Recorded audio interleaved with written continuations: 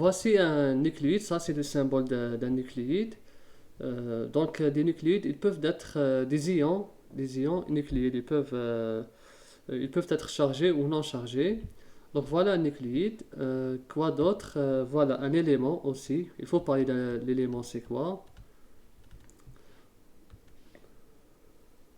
Donc un élément, c'est un ensemble, c'est des atomes, c'est un ensemble d'atomes, c'est un ensemble d'atomes euh, qui ont des Z identiques. C'est obligatoire. Des atomes qui ont des Z identiques, des atomes ou bien des nucléides, c'est la même chose. Des atomes qui ont des Z identiques.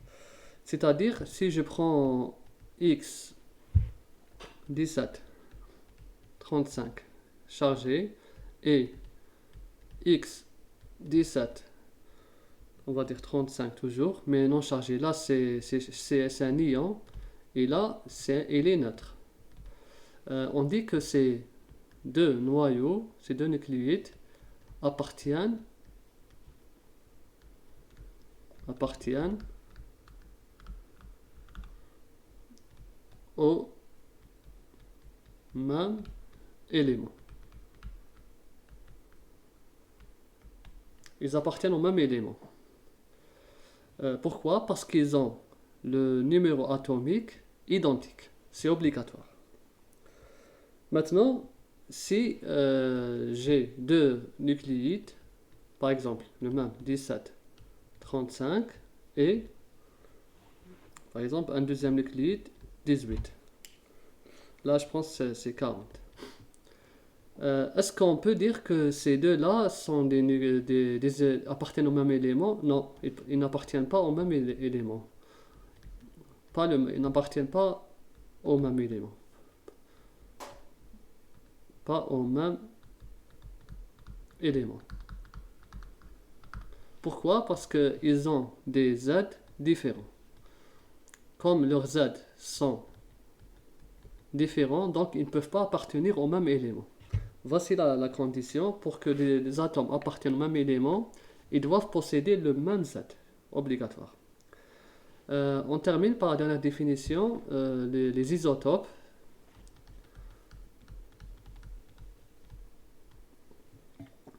Donc les isotopes, c'est quoi? C'est des nucléides, c'est juste des nucléides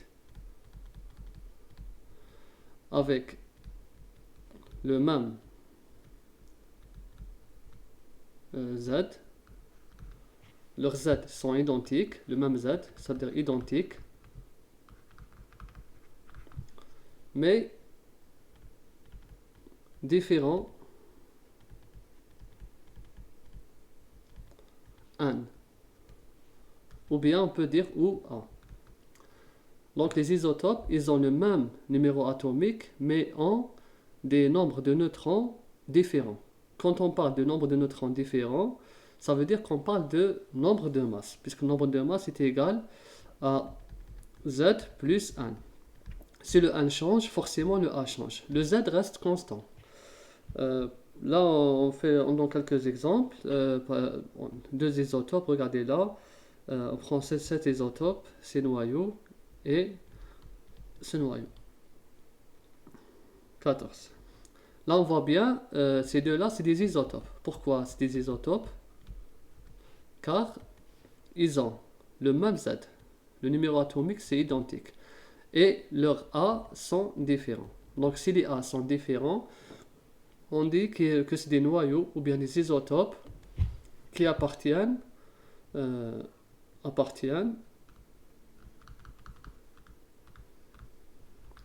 au même élément.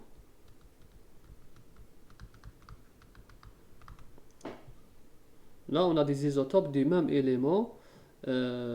Pourquoi? Parce qu'ils ont leur Z qui est identique. On va juste résumer. Donc, si on a deux atomes, supposons qu'on a un atome qu'on appelle A1, un atome 2 qu'on appelle A2. Donc, on aura trois cas. le premier cas, le Z1. Je vais faire rapport à... Le Z1 est différent du Z2. Là, on dit que ces deux atomes n'appartiennent pas au même élément. On va dire deux éléments différents. Deux éléments différents.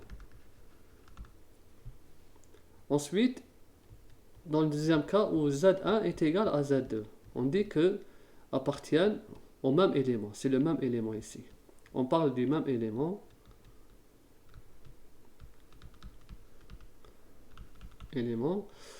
Et un cas de c'est-à-dire on va dire un sous-cas, d'accord? C'est un autre cas. Dans le cas où ils appartiennent au même élément, mais ont des nombres de neutrons différents. Là, on dit que c'est des isotopes, tout simplement. C'est des isotopes, bien sûr, du même élément. Du même élément. Donc voilà les cas, différents numéros atomiques, directement différents éléments. Même les numéros atomiques, on est dans un cas où on a les mêmes, ces atomes ils appartiennent au même élément, ils représentent un seul élément.